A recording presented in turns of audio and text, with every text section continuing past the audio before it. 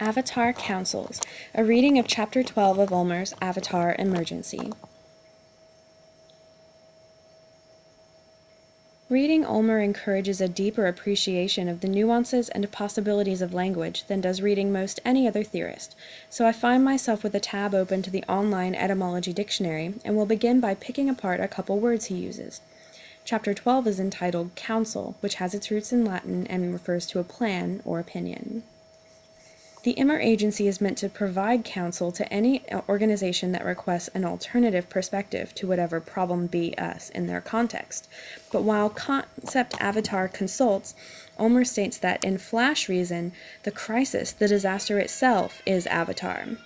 Disaster literally means bad star, as in bad things happen when a given star is prominent in the sky.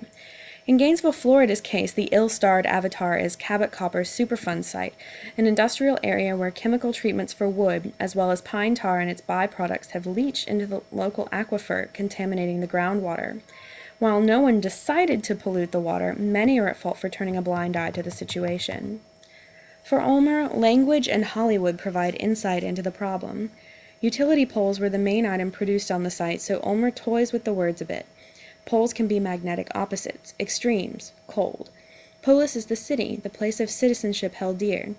Maybe poles and polarization and polis are the problem. Maybe it's the power lines. Ulmer points out that utilitarianism declared collective well-being as its criterion of value, but the opposite is clearly at play at the Superfund site. Ulmer asks the question of questions. Perhaps we should follow those power lines to see where they lead and hold responsible those we find at the other end. That is to say, us. Problems be us, after all. Ulmer continues to make connections between the history of the copper site and the concept of Avatar. The pollution began in 1911 with the use of pine tar to treat utility poles. The pitch and oils distilled from the pines were used to waterproof ships, and the colonies became an important supplier for European powers. The process helped guide industry toward plastic production. But this happens through a series of accidents, mistakes, and chance connections. Ulmer writes Ava Pine Tar, to which I add Avatar Baby, to which we are stuck. Interesting that these products are meant for the preservation of wood, but not the wood of the living forest, the dead wood of ships and poles. This preservation is more of a mummification. In the consultation process, Ulmer outlines the need for contrast, looking for opportunities for fatal games.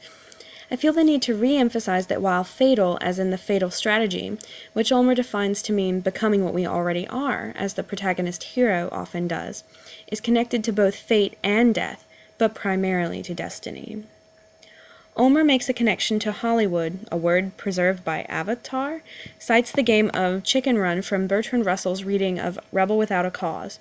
In this film, teenagers drive their cars off of cliffs, and the last to jump out and survive wins, a game which Russell identifies as what he calls brinkmanship.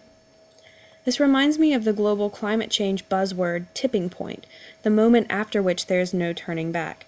But we have no way of knowing, 1, whether there is such a moment, or 2, when we have reached it. We may have already passed it, and then it's just hold on for the ride and try to survive. Ulmer goes on to introduce the film cowboy ethos of John Wayne, having already pointed out James Cameron's film Avatar's connection to frontier mythos. He says, quote, "The emblem of the right man with a gun communicates in a flash," referring to Electracy's flash reason, to which I might add a layer about problematic masculinity as a flash in a barrel, or in the pan, or in the desert. Ulmer cites Frank Rich's reading of 2 recent films, the remake of True Grit and The Social Network, seeing in them 2 different Americas, one in which actions have consequences and the other in which no one has to pay for any transgression. I would contend that this very condition of our electorate world forces everyone to pay dearly in the long run. Next, Ulmer refers to the John Travolta film A Civil Action, in which, quote, "the point of the story is the promotion of a value, ethics, a metaphysics of agency, in which change happens in the world only through the action of individuals, who assert their will against the determining forces of nature and society," end quote. As inspirational as this is, I see it as a petrified Hollywood fantasy. I worry that the protagonist is unrealistic, and narratives like this allow us to believe that if a protagonist hero will only become what he or she already is, will be saved, But who will be our protagonist? I feel this is why agents must, in spite of their autonomy, be part of the larger Emer agency and adhere to its creed if they expect to ever accomplish anything. Indeed, Ulmer writes, Avatar mediates between I and we. At the copper's site, witnesses first suspected problems when they observed the river on fire at night. Ulmer refers to the Greek river Phlegethon, encircling Dante's seventh circle of hell, and then moves into a reading of the river of fire as prophecy, a la Macbeth and the moving Birnam Wood. He says, to receive the sign, the consultant must take it personally, which the copper site forces Gainesville citizens to do, as the disaster is ongoing and unfixable. Ulmer cites a convenient fiction previously held about the site. Quote, for many years, the clay was assumed to be a barrier to downward migration into the Floridan aquifer. Laugh now, cry later indeed. But for all this, Ulmer insists that the challenge posed requires going beyond Hollywood scenarios to an electric configuration of potentiality. We must move, he claims, from a focus on ethos to pathos, to compose obscenarios for deliberative decision, to change habitus, that habitually inhabited habitat of habit.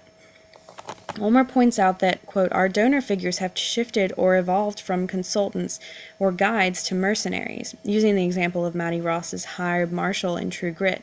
Does this preclude our ability to choose to be what we are and take action, change our habitus, embrace pathos?